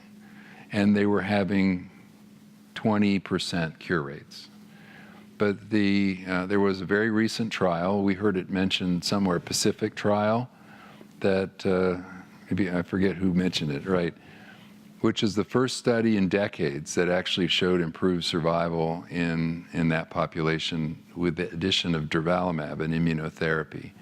And that immunotherapy doubled the percent of people that were alive and progression-free at the end of the study. Really a very significant advance in the treatment of these patients. And I'm hoping that that'll translate into people who are cured with stage 3. And the people that are afraid to have chemo, because I've watched all the same movies you've watched on TV, you know, that make chemo look like, you know, a terrible. Durvalumab is an immunotherapy, but you are definitely, we heard several examples of people who take chemo and they look great. Yeah. And so if your doctor has considered all the options and he says your best option is chemo, even though you've had a great run for several years with a pill, it's definitely worth trying the chemo. And I think it's important to have that conversation, what your concerns are with your physicians, because we've talked about this before. Everybody's worried about the side effects, but the drugs that they have to counteract those side effects are better, today. and the drugs are better today. Yeah. And I can speak from experience too. Yeah. I'm a guilty cancer survivor as well, 19 years now. And I've had chemo, I've had part of my lung taken out, I've had radiation therapy, I've had all the same kinds of things that a lot of you have been through.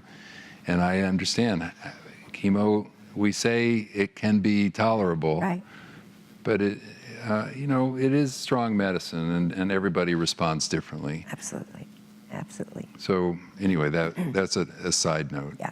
So let's talk about metastatic disease, which is actually the way most people today are diagnosed, unfortunately. And many of the people in this room, though I was actually surprised, there were quite a few stage 3s and 1s and 2s that I heard.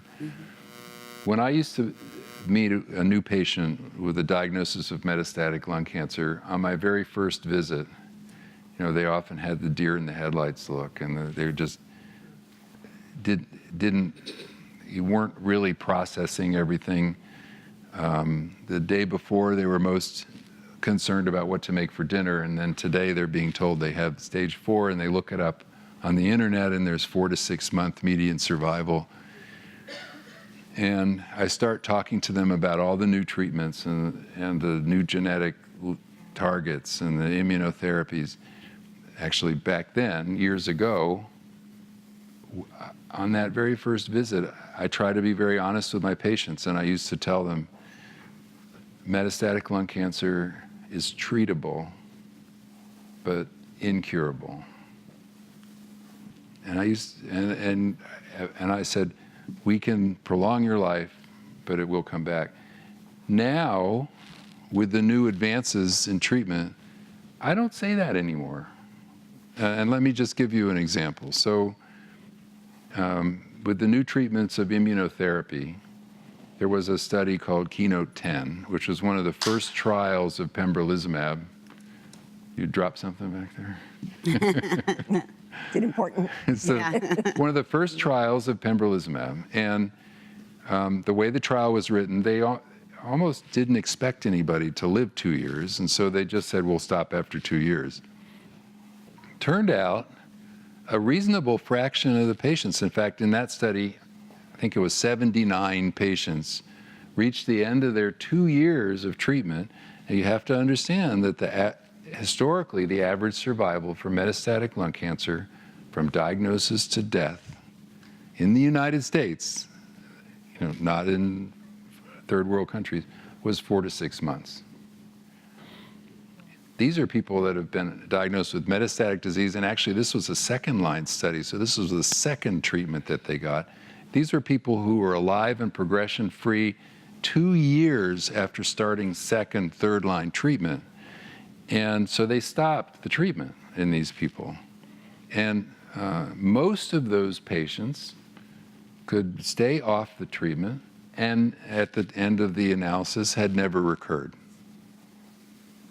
And a few of the patients did recur, and most of those re-responded to the drug if they gave it again. But I now have multiple people in my clinic who were told that they had 4 to 6 months to live by their local oncologist, that, you know, we're just going to give you narcotics and make you comfortable, and they're alive 4, 5, 6 years after taking immunotherapy, and now off of immunotherapy doing fine. And so I think there is an indication that we can be curing lung cancer with immunotherapy. Not in everybody, but in a small fraction of patients. And I think it's something that researchers really have to try to figure out how to make that small percentage bigger. And people ask me, what are the unmet needs in lung cancer? And I say, until you cure everybody, there are unmet needs. Mm-hmm. But the fact is, right now, there's a little bit of light at the end of the tunnel that you can cure people with immunotherapy.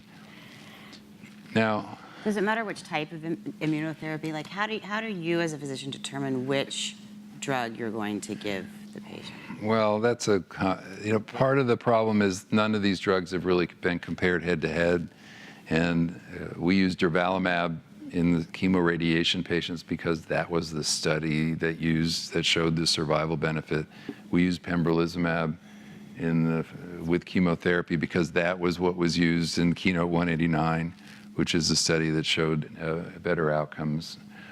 So really, we're just learning how to use these drugs, which ones are best in what setting. With small cell lung cancer, it's atezolizumab and chemotherapy that showed the benefit. And so we don't really know which is the best one. But we do sort of kind of know that if we couple it with a companion drug, it can boost the rate, the survival rate, maybe. The response rate is higher if you add chemotherapy to immunotherapy, but it's still controversial. I have many people who've been on immunotherapy alone and done dramatically shrank their tumors and now are off therapy. And the Keynote 10 study I was talking about was just immunotherapy alone. Yeah. So one of the things we're studying in our neoadjuvant study, which is the immunotherapy before surgery, is we're doing hundreds of biopsies and tests on those tumors to try to figure out why some respond and why others don't respond, figure out other new types of immune therapy that might work in one person and not another. So there's a lot of active research in that area. But I wanted to talk a little bit about what's called the driver mutant therapy, targeted therapy, and that's the EGFR and the ALK and the ROS and RET and TRAC and those kinds of things. Those therapies work great, but also today really aren't curing people. They could work for I've had people 7-8 years on a targeted therapy, but generally people will recur.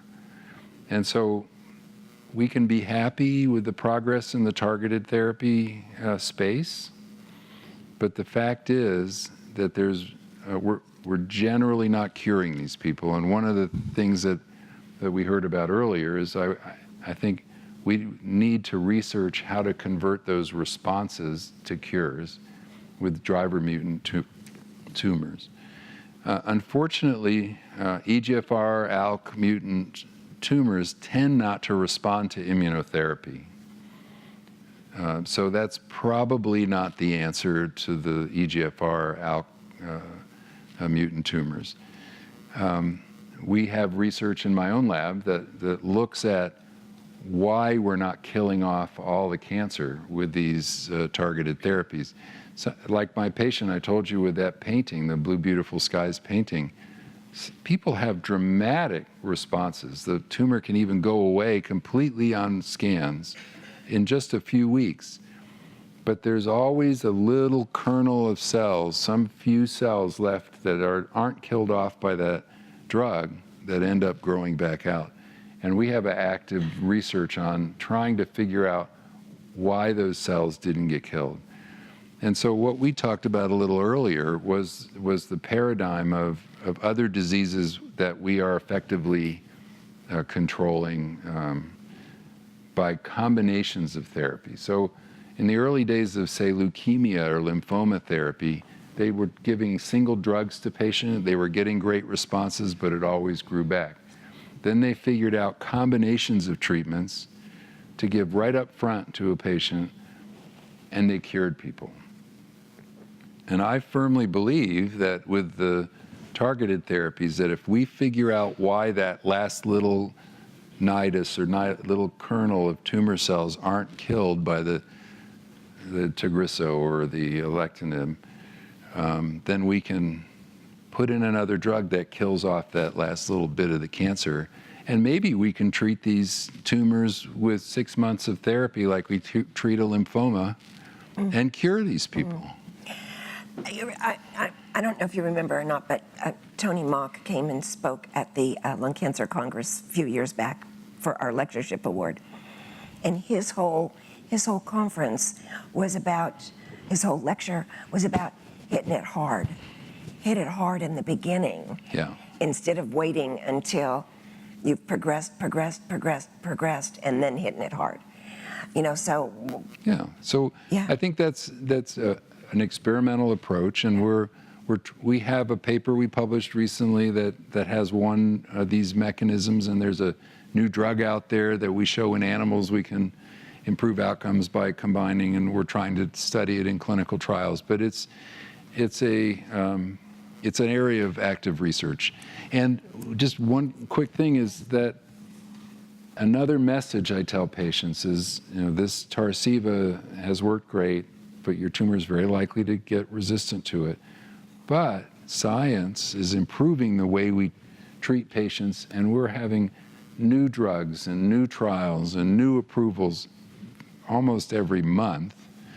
And so let's just keep your tumor under control as long as we can. And, exactly. And maybe in a year or two, we'll have when the tumor becomes resistant, exactly. We'll have a new treatment, and we can take care of it then. So Tina's story with the Tarceva chemo and radiation, right? And then back to Tarceva is kind of what you're talking about, right? Like the chemotherapy could potentially, I mean, we don't know because the research isn't done, but could it have been the chemo that knocked off? Oh, I definitely think so. And actually, it's not what I'm thinking, because it was very likely that you probably should have gotten the chemo and radiation first and not spent X months on targeted therapy. And I find that's a big problem in cancer care today. Is we also heard this in other people, that people will start chemotherapy before they get the genetic result back. And that is a giant mistake, because every study has shown that if you have a driver mutation, outcomes are better if you start with the driver-targeted therapy. And doctors they just say, oh, well, we need to start chemo right away. And then after a couple of months of chemo, then they say, oh, we have an EGFR mutation.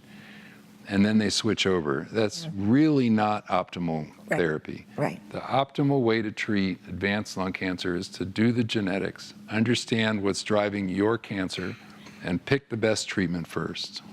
Right. Right. So then my second, go ahead, Nancy. Just grab a mic. Sorry, thank you. But what if your testing didn't show anything? Well, and that's another point that it has come up in these conferences before. Testing is not testing is not testing. There are at least 8 different gene abnormalities that have specific targeted therapies that work for that mutation. The vast majority of patients in the United States get 1 or 2 or 3. And so a lot of patients have missed, are never tested for some of these mutations. So I think it's important that oncologists do a comprehensive panel that tests for all of them. Now, there are people that don't have drivers. That's true. I had the testing done at Stanford. The oncologist referred me to someone that just does that. And she said they did 56. And then she says there's going to be a few more in a couple years.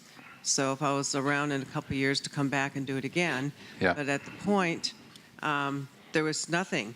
And We're discovering new ones all the time. There's just one that was reported called track fusions, which is not on most panels. and there is some point to retesting. Though you had small cell lung cancer, right? Correct. Yeah, the mutation pattern in small cell is usually quite different than in non-small cell. And really the only gene testing that may be of use in small cell from recent clinical trials is a DLL3 test. Okay. There are clinical trials now with engineered T cells and some things called bispecific antibodies or antibody drug conjugates, where the T cells or the drugs are targeted to the tumor if they express this DLL3 protein. And very often we find out when we're talking to a patient, and we ask always, have you had the genomic testing? And they say yes. And then we ask them to see the test, right, and discover they've only been tested for maybe two markers. We had a new patient reach out last week who was told, yes, you had all of your genetic testing. And she said, they told me I was triple negative. I go, EGFR, ALK, and ROS. exactly, right?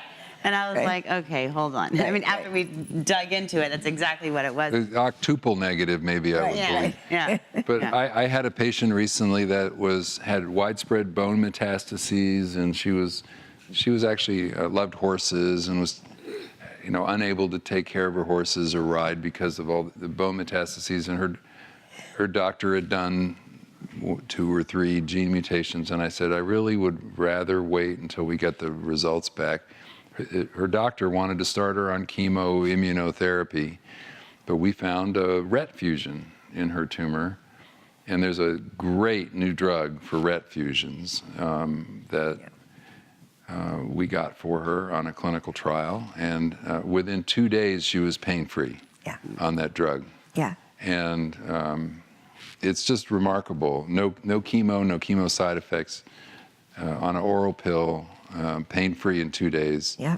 And I just told her on the last visit that it's okay to start riding her horses again. Yeah. Yeah. But she would not have ever, probably never been found to have this unless they did more extensive testing. Exactly. One of the things we were going to talk about that we kind of skipped over, but I'm fascinated by, since we're talking about combinations, is the radiation therapy with the immunotherapy, and what kind of research or what are they doing? Well, we talked about that. That's did the we? Pacific trial, and Oh, you we must did have talk faded out for that. Yeah. I'm so tired. You're on living. You're on Arizona time. Right. Yeah, which is Pacific time, so it's not an excuse. Oh, not an excuse. No. Well, but these drugs are all new. We've had, I think, 8 new approvals in the last couple of years for lung cancer. We don't know how to best combine these drugs or use them. But more new drugs approved in the last 3 years than the last 5 decades. Yeah.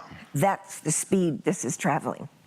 Yeah, and they're not just causing little changes in survival. Right. In the past, we would be really happy if we had a 6-week improvement in median survival.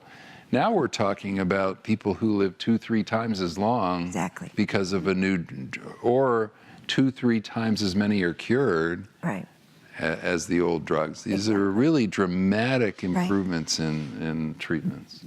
So how often do you need to be retesting or is it? So that's a good question.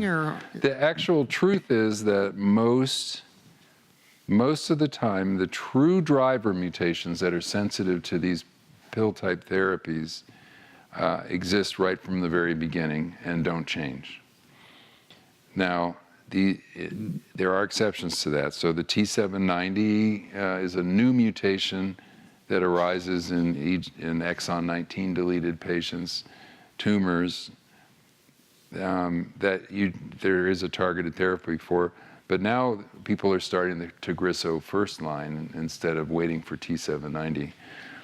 In ALK fusion positive patients, after alectinib, the ALK protein does acquire new mutations as it becomes resistant to the alectinib, and there are new drugs, the brigatinib and the lorlatinib, that can target those. But the fact is, the the driver was always there. The ALK is always there, but it's just modified later on to become resistant. What we were talking about earlier is that we are discovering new drivers that weren't part of the panels that now need to be tested for.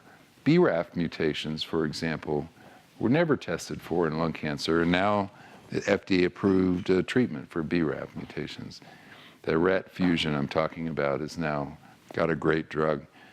So the real answer to that question is, as science progresses and technologies get better, they may be able to find a driver that they weren't looking for at the beginning. That's why it's important for you to drive your physician into making Will you sure. grab a mic for Kat? Oh, she has one. Never mind. Sorry. I'm trying to. I see all of you, so I promise we're gonna. We'll give you a chance. Hold on.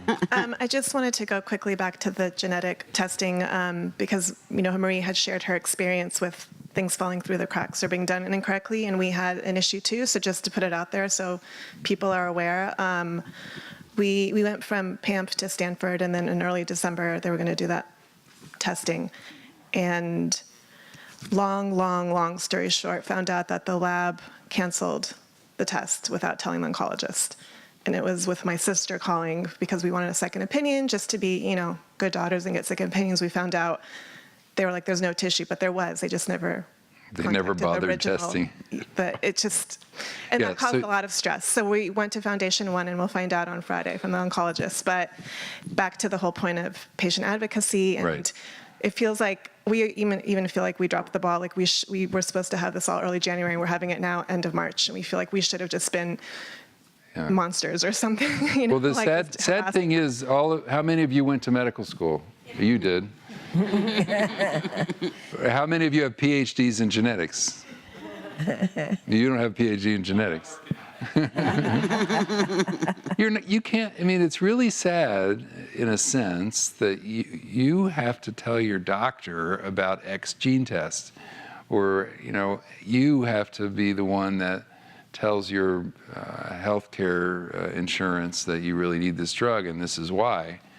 And, but the fact is that this is an imperfect system, and people see 50 patients a day in clinic, and if it wasn't our doctor, just to put it out there, it wasn't his fault. It was no, I understand, but information is power. It's a system fault. It's not, it should not be your job to make sure that happens. But the fact is, it is. That's right. And the more informed you are, the more you listen to these ladies and go to events and teach yourself about your disease, you'll learn the vocabulary, you'll learn the basics of what's out there, and ask your doctor questions too.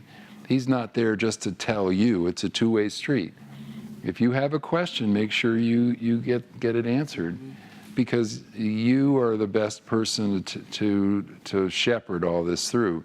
We have, at my place, one of the things when I got there is I wanted a separate clinic for lung cancer. You see this breast centers everywhere around the world where they do, focus on breast, the holistic treatment of breast cancer.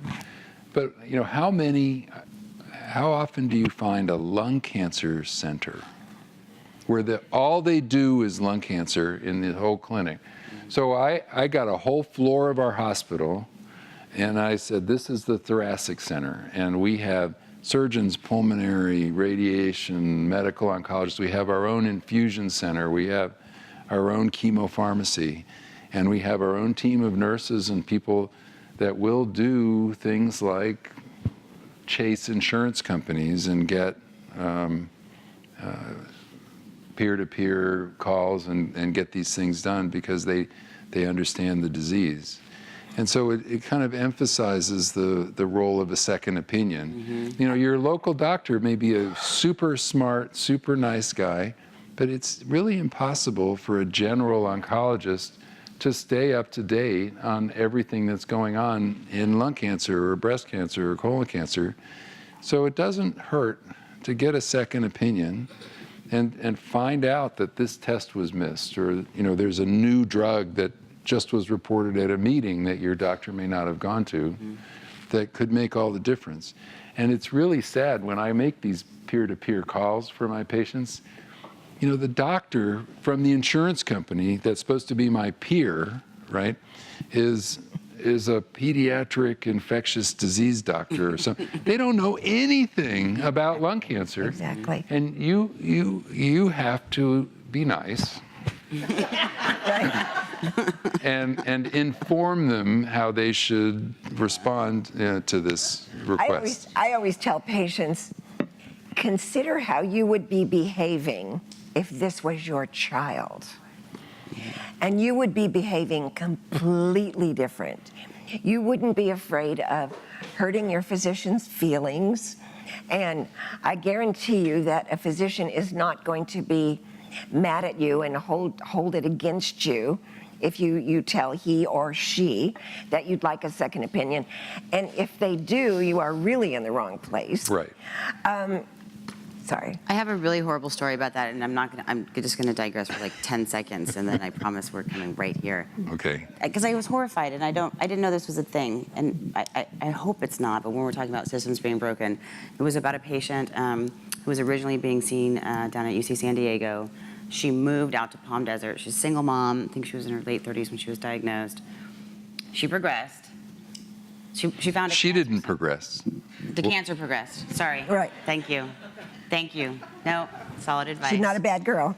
No, so she found a cancer center down in Palm Desert somewhere. Anyway, she went for a second opinion, came back with her second opinion to the doc in Palm Desert, who basically fired her and then banned her from seeing any other medical oncologist within. It happens. People can do that? Sure. I was horrified.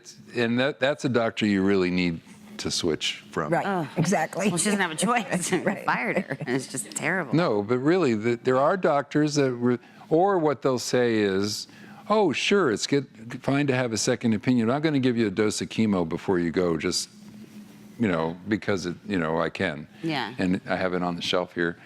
And I'll make a boat payment from giving you the chemo. Yeah. And then you see the patient and you say, I have this great clinical trial for you, but you're not eligible because you got a dose of chemo. Right. Right. And so it's a way of keeping that patient in your system and not having them eligible for clinical trials because they just got that dose on the way out the door. Yep. And the doc knows that. Yeah, I want to throat punch him. Okay. Well, I just want to say thank you. The conversation so far has been so informative, especially with insights from Dr. Carbone. I have a question in terms of how do we actually allow or get the doctors to give, I guess, better tests to the patients.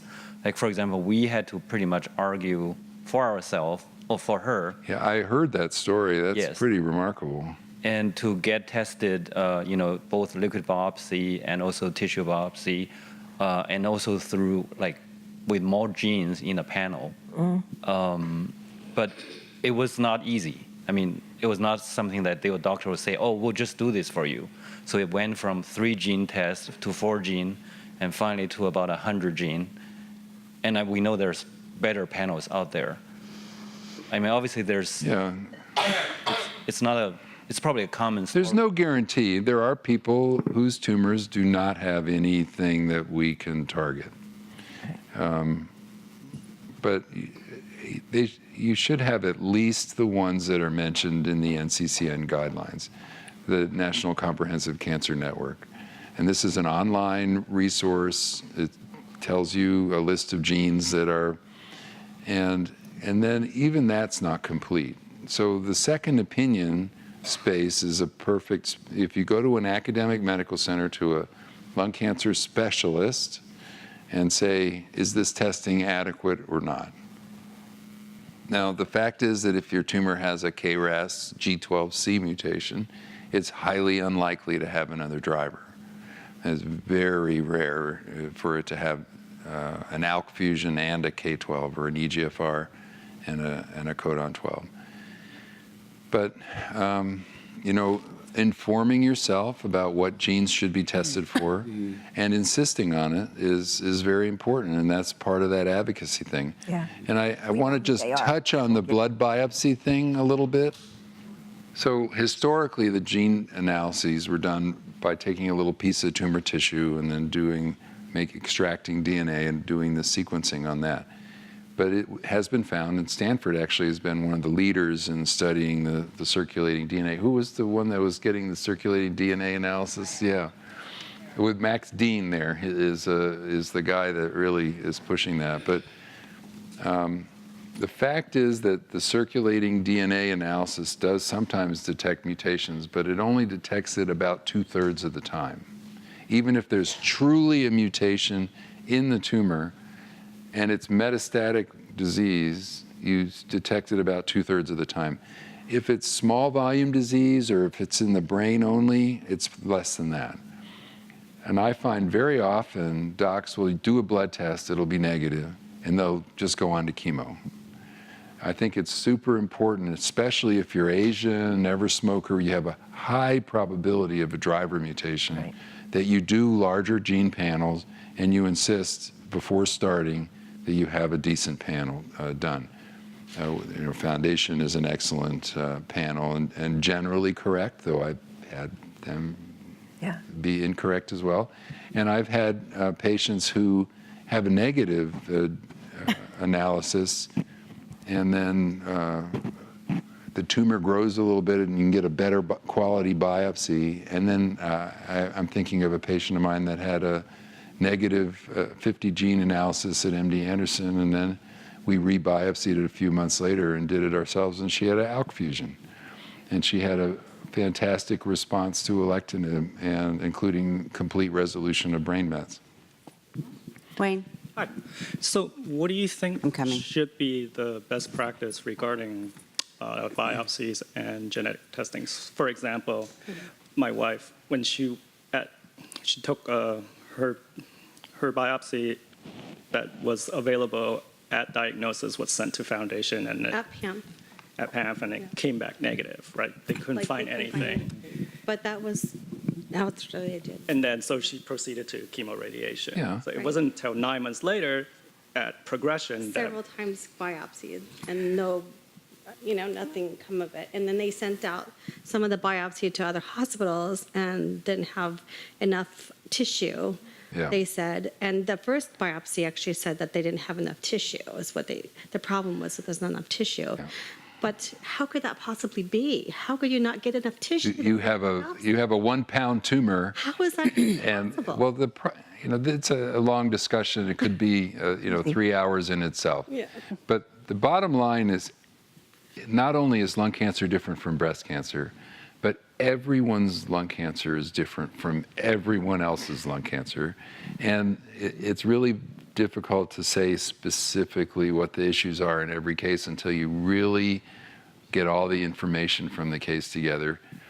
But the fact is that I've been in practice of lung cancer treatment for about 30 years now. And over time, we were getting very smug and proud of ourselves by doing smaller and smaller biopsies to get a diagnosis. The reason being that everybody was treated the same, and it didn't matter anything beyond, oh yeah, there's one cancer cell there, it's cancer. We give them all, morphine and send them home. But the fact is now, it is so important to have tissue for doing DLL3 testing or PD-L1 testing or genetic testing. Extra chunks while you're there. Yeah, and the fact is that especially in the community hospital, the small hospital settings, they'll take a patient that has a giant, metastases in the liver and a lung mass, and they'll say, oh, it looks like lung cancer. So they send them to a pulmonologist. And it's the old adage, if you have a hammer, everything looks like a nail. The pulmonologist knows how to do bronchoscopies, so they'll get a skinny needle biopsy of the 3-centimeter mass in the lung when they could have gotten 5 grams of tissue from the liver by a simple percutaneous liver biopsy. And the problem is a lot of the biopsies being done in this country are being done for diagnosis, and then whoever does the diagnosis just passes it on to the medical oncologist. And then when they see the medical oncologist, there's not enough tissue. So you're faced with a situation now, the patient learned they had cancer 3 weeks before. The oncologist says, we really need to know what the EGFR status is. It's not enough tissue. So then the oncologist is in the position of telling the patient, we can't, we could just pick treatment off the shelf, but it's better to pick the right treatment than the convenient one. And so we have to do another biopsy, schedule another biopsy, wait for the results to come back, and they may be negative. They did was just give me radiation, and then I was Right. So, every case is different, like I said, but too often the initial biopsies are inadequate. If you suspect lung cancer, you should do an adequate biopsy. And at our system, I've really beaten that into our pulmonologists and our surgeons and everybody, and interventional radiologists. We get, 5 cores from biopsies from everybody. And the number that are inadequate for genetics are really probably 5% of the time. And so I think that it's not just the oncologists that need education, but the people doing the biopsies need education as well in getting better biopsies. And sometimes they're hard to get. But I think it's super important that you get a good biopsy and a result. Done, Wayne. Okay, Yeah, we learned that there are I gotta actually go here next. 3 different foundation tests, and of different sensitivity, and because our second foundation came back, but it was not definitive, and so the oncologist said, well, we sent off another sample later at our request, and he said, well, we'll send it with the good stuff. It's like, why don't we send the good First stuff of all, at the beginning? I'm not going to endorse any company. Right. The foundation is just one product. There are Caris tests. There's other companies, and my institution does its own next-gen sequencing. So,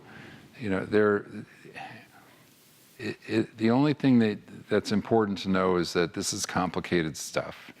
That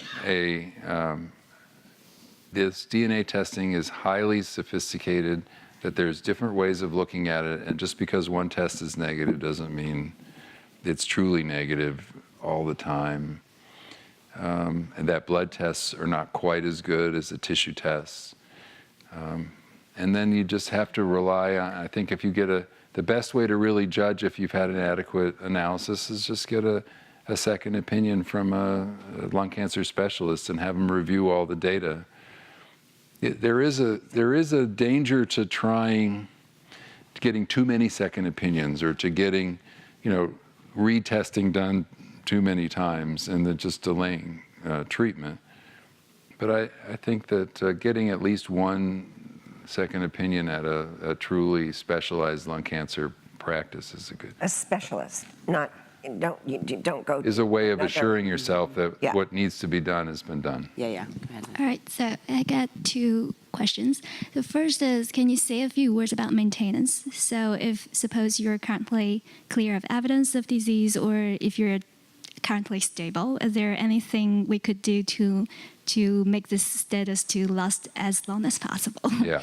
A second question is about the specific trial that we have mentioned several times. It's probably just confusing to myself, but I tried to read the Pacific trial paper and also the NCCN guidelines update due to this trial.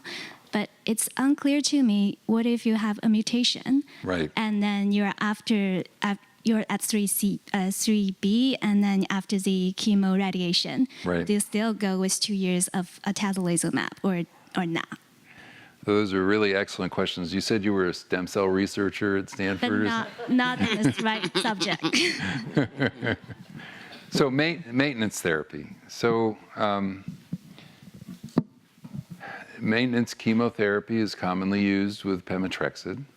And that with the chemoimmunotherapies of carboplatin, pemetrexed, and pembrolizumab, often the maintenance therapy is pemetrexed and pembrolizumab. And it's just kind of the way things have been done, and studies have shown improvement. So it's very clear that maintenance pemetrexed does improve outcomes compared to no maintenance. The maintenance pemetrexed pembrolizumab had a dramatic survival benefit in the Keynote 189 trial. And so just because the study was done that way, that's the rational way to do it in practice. But they also just continued for 2 years and stopped.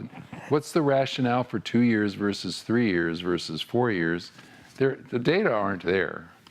There's a little bit of data that 2 years are better than 1 year with immunotherapy. But then there's the data I talked about that stopping after 2 years is okay. Now, some people are continuing 4 or 5 years on immunotherapy. Can I say that's wrong? Not really, because we don't have the data. Now, it's really a different story with the TKIs, with Tarceva and those kinds of things.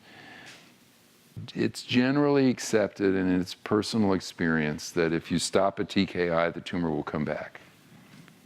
And so it's generally accepted, and it's my personal experience, that people who have an EGFR mutation should stay on these drugs as long as their tumor is controlled. Now, I mentioned earlier that one of my goals in my last few years of my career is to try to figure out how you can cure these people so you don't need this maintenance and you just be cured off drug. But that's the fact. And knowledge is advancing. We'll learn things as we go on. Now, with the Pacific trial in specific, it's a very interesting question because it wasn't really designed to look at patients who are EGFR mutant or at PD-L1 There's a little bit of a hint in that study that EGFR mutant patients do not benefit from the durvalumab, or PD-L1 patients do not benefit. But we're just learning, and like I said, that was the first study showing the survival benefit. And I think those are questions that we need to answer in future studies. In my own practice, I don't give the maintenance durvalumab for patients who are PD-L1 or EGFR mutant. And usually those are the same. EGFR mutant patients are usually PD-L1. Joanne. Yeah. Oh, okay. I just want to clarify one thing about the Natera research study on the circulating tumor DNA. It is specifically to detect progression, not relapse, right? Not or first diagnosis. Right. And each patient's or each research patient's own analysis is based on the content of the tumor. Of the tumor. You have to submit the. You're very well informed on this. It's well, this is a trial. So the Max Dean Stanford analysis is really not the same analysis that you get when you do a blood biopsy as a routine. She's absolutely right. They do, after tumor resection, they analyze the gene mutations, and then they look specifically for your mutations in your bloodstream. When you're doing a blood DNA test on the average patient newly diagnosed, I just told you there's no average patient, right? Everybody's different.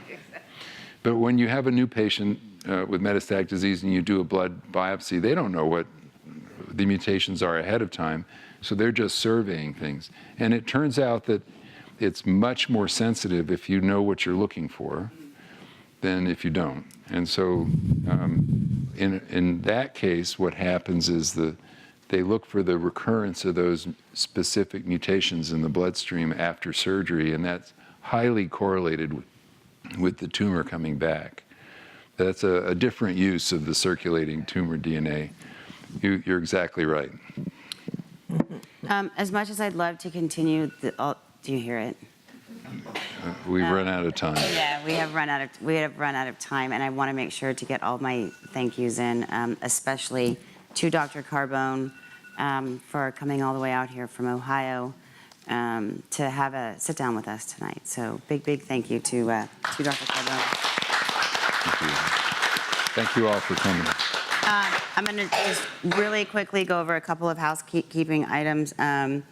Our next living room, if anybody wants to sign in, it's a regional living room so it's a remote for you guys, will be in Dallas, Texas, next Tuesday, so a week from today. Dr. David Mason from Baylor, Dr. Haskell Kirkpatrick from Presby, and Dr. David Gerber from UT Southwestern will be our speakers on that panel out there. So sign in if you can. Our Sacramento 5K, March 30th, it's coming up. So anybody who wants to come and participate, you don't have to run, I promise, but it's a really fun event. So that's on March 30th. Our Dallas, Texas I'll be one, there. for anybody who's watching from Texas, we'll be back out in Texas on April 13th for that 5K. So if you're watching from Texas and you want to come out, or if you guys in the room know anybody from Texas, send them on our way. And that same day, April 13th, we'll have another 5K walk run in Memphis, Tennessee. So those are the next sort of upcoming events. And I want to announce that there's a Breath of Hope gala in Ohio at the James. And is it at the James, or you do it at a hotel down there somewhere? It's done at a conference center Yeah. in town. So it's on April 6th, and yours truly is the keynote speaker for that event. And then Dr. Carbone I'm going to tell will be... Dr. Carbone's patients what to do. No, Yeah.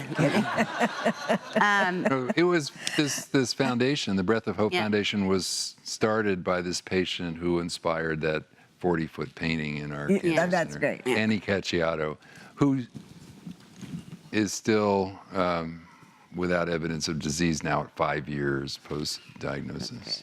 Awesome. That's great. Awesome. I haven't been. You've been previously to the gala, but I've heard it's amazing. Or was it Tony? I don't know. Somebody went. But I've heard it's an amazing night, so you guys are going to have a good time. It is. And then Dr. Carbone's also, I know a lot of you have expressed interest and or have been in the past to the advocacy summit that the Lung Cancer Alliance puts on, and that's in July, and Dr. Carbone will be there speaking at that too. So keep an eye out. Yes, it's in Washington. Yeah. So I wanted to let you guys know about that. A huge thank you to you guys in the room. I say it every month. You are why we do what we do, not only on nights like tonight, but every day. So thank you. Oh, Sally, do you have an announcement? You don't have a microphone, though. Oh, our lunch. You got 3 microphones. I'll take them all. I just wanted to remind people that we are having our no-host lunch on April 10th at Nordstrom's in Palo Alto. See me after if you'd like to come. You're all welcome.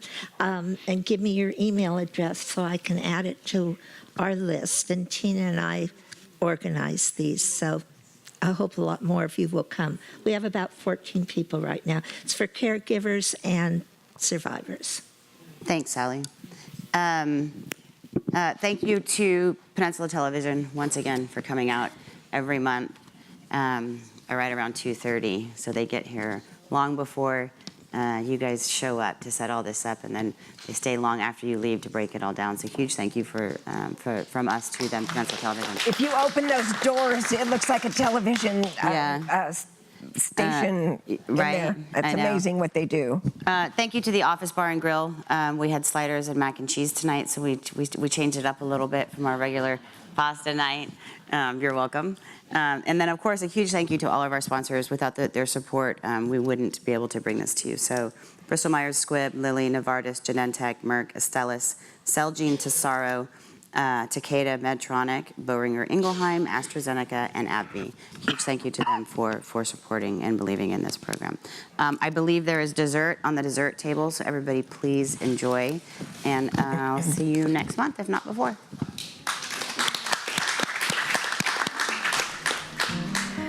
And I just want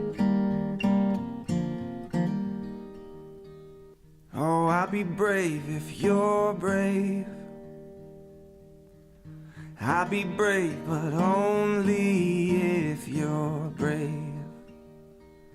Yeah, we can both be heroes, like soldiers in their nice clothes, like soldiers in their nice clothes, together. And it could be just you and me. We'll be family. Just wait and see.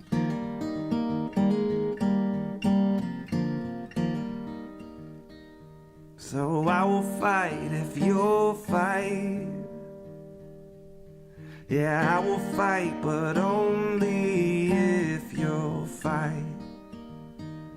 Oh, we can make it through this like sailors in a tempest.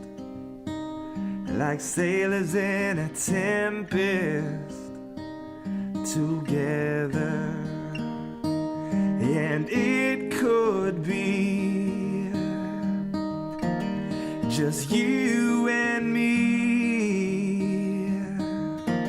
We'll be family. Just wait and see. So I'll be brave if you're brave. I'll be brave, but only if you're